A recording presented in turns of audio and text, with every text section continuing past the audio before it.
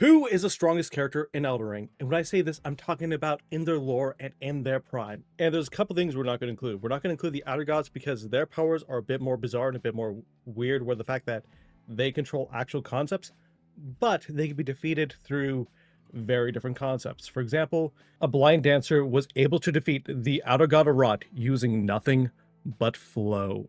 And that is because all the Outer Gods are based off of effectively plutonic concepts, which effectively means their powers are incalculable. And a very similar thing happens to the Tarnished, where they kind of vary too much, mostly because they can absorb a fraction of the power of an enemy they defeat. But because every single run is canon in Elden Ring and every single playthrough, that effectively means they vary way too much to actually put it in a decent spot on this list.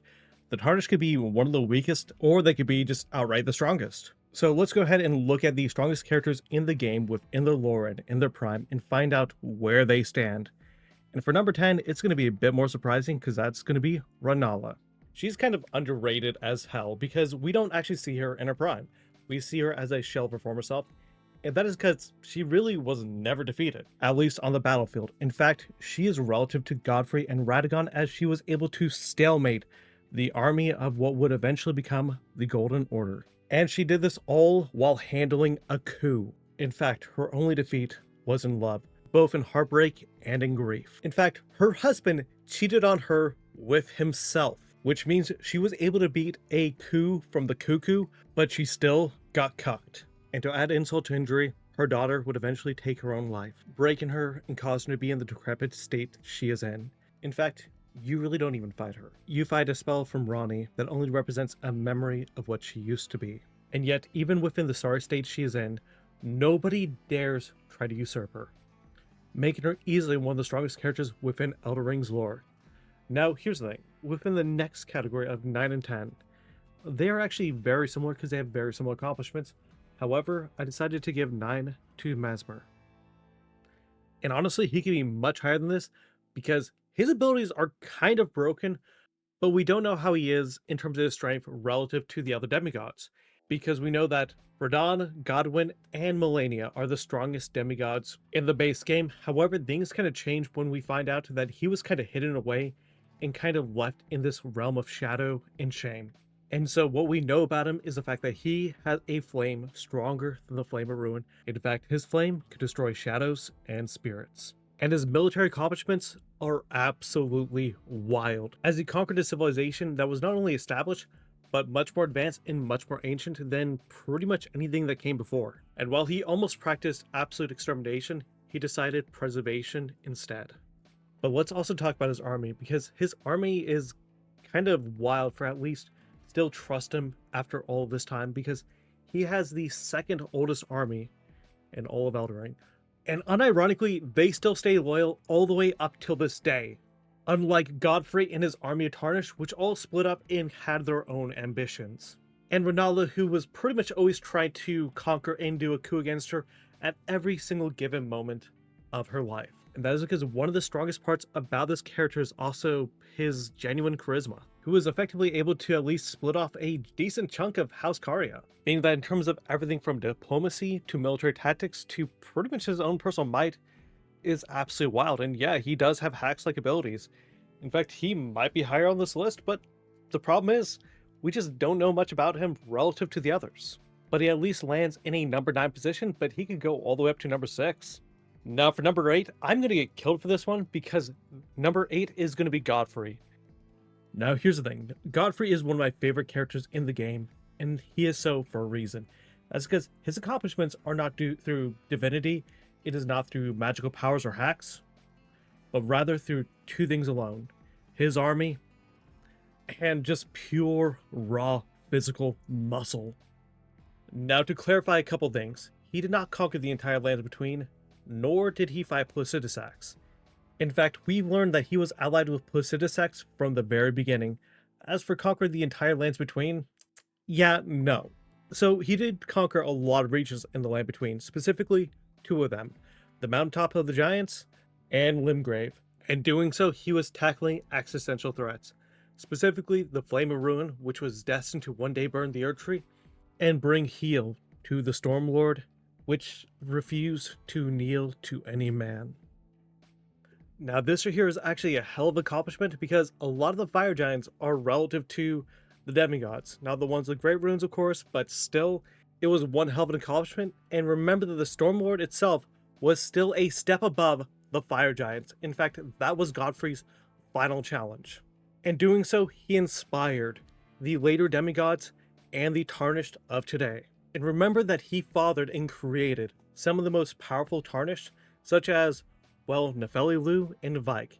Yes, this is brother and sister, and they are both at least relative to demigods.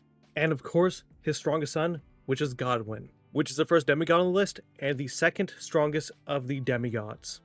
So hitting 7 on the list is Godwyn, the golden boy of Godfrey and Marika, and yeah, he's pretty much the golden boy.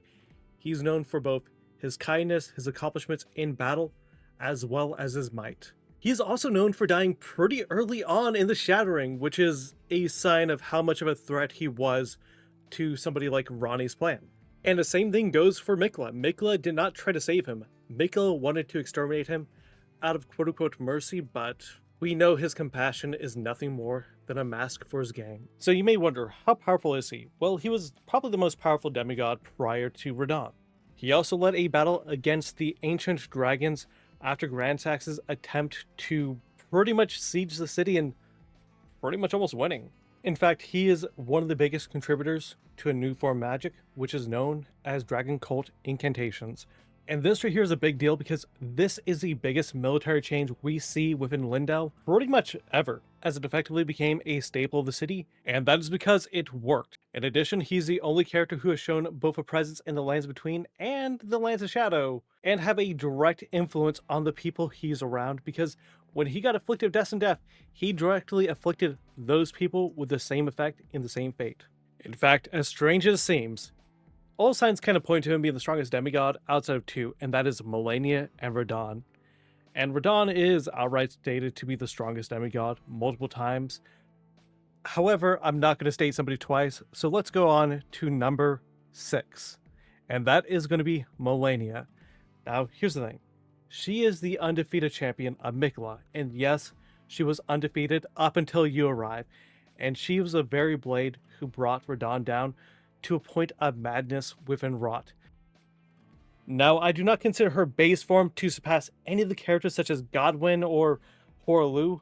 However, her ascension into godhood is a different story entirely, because in her third bloom, she becomes the goddess of Rot, and you get to fight that with a unique form of immortality, an ability that can afflict even cosmic beings such as Crystallians, and even her great rune with the infection of the Rot.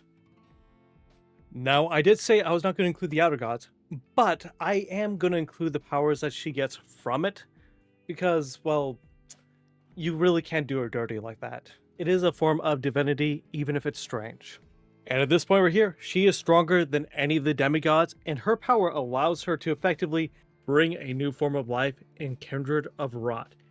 In addition, due to the properties of Rot, it can outright unmake a living creature and rebirth them in a new form of life, and a form that seems to be in reverence of her. In addition, it seems that pretty much any creature that is afflicted with Rot goes under a form of brain rot if left untreated. And this includes both Millicent and Radahn. But remember, this is still a form of life, which means it has limits, and that limit is death. Which means we have to look at number 5, Maliketh. Now here's the thing, Maliketh, when you fight him, he is way past his prime. And yes, he is an entity of death. However, it has not taken him, but rather twisted his mind and made him hunger for death. And yet his resolve goes beyond that. He is not easily broken through just means of hunger. He is actually a shadow of Marika, which means that he is likely enough stronger than Marika, because what shadows are effectively entities which are granted by the two fingers to lead Empyreans to a state of divinity. However, they're also stronger than the Empyreans themselves in a base form. That means that Maliketh, without the Rune of Death, was stronger than a high-tier demigod. And if he was stronger than Radagon, he was pretty much at least relative to Godfrey prior to getting the Rune of Death, but he even shows it with his lore implying that he defeated the Glomide Queen while she was wielding it. This guy fought the concept of death before getting the power of death, which is obvious, but he had to do it fighting an Empyrean wielding the power of death, which an Empyrean is a high-ranking type of demigod. And let's remember, this right here was able to one-tap one of the strongest demigods in the lore. And that was just a small fraction of its power. Effectively, what I'm saying is this guy has both the combination of raw might and hacks, which is just a brutal combo. Not only that, this dog remains loyal to Marika even after her betrayal, even if that's driving him mad. However, one thing that is a very interesting aspect of him is the fact that he does not actually worship Marika, but rather he follows a very different kind of cultural doctrine with the Beastmen. And if he's like any of the other Beastmen, he has a very special relationship with somebody very different. Now, number 4 is where things get dicey, and this right here could go one way or the other. This could go between the trio of the Elden Beast, Radagon, and Marika, or this could go between Radahn and Miquella. And the reason why is because these two are gods. And gods in Elden Ring are very wild because they have the ability to alter the very cosmos. Like, let me explain to you the power these guys are on. These guys could remove the concept of death. Miquella could spawn a literal beam of annihilation. Annihilation is like deleting, erasure, however you want to see it. These characters are actual gods. And these characters can actually alter the universe. Let me explain to you how powerful some of these characters are. Radahn himself, in his base form, before even becoming a god, has the ability for fate alteration. That is what he did when he was holding the stars. And if this right here was like a fantasy kind of statement, yes, that would be insane. However, we learned from Ymir that this right here was not just glintstone little like shards in the sky. No, these are actual stars. And so when you look at these guys have reality manipulation, but it's not even in a small little area. No, it is from the visible sky, which means these guys have reality manipulation in the shape and size that extends to that of a small galaxy. And that is the bare minimum of what you can interpret with what these guys could do. Like, Radahn himself has a light speed.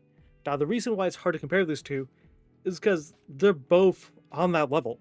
However, if I was going to give an edge to one over the other, I'd probably give it to Miquella and Radahn. They do not have the internal conflict that the other ones have, and Miquella has a much better form of manipulation. The only issue is both these characters have absolute power that is just outright ridiculous to the point where pretty much you need at least to touch divinity twice and control at least 2 concepts to even touch them. And that covers number 4 and 3 on our list. And you may realize we have 2 more left. And this is where things get very much not just primordial, but also plutonic, but characters in which you actually fight in-game. They are not outer gods, but they can probably kill them. At least in the prime they could. And number 2 in this case would actually be Baal, which is the aspect of tyranny. Now, you may realize that Baal is pretty high on this list, and there's a good reason for that, and that is because Baal is not just the aspect of tyranny, he's also the attempted usurper, Placidusax, and not only that, he caused a god to flee. Yes, this guy was able to organize a coup and cause a god to flee while creating a coalition of pretty much the entirety of his kin and a good chunk of the ancient dragons. And you know what?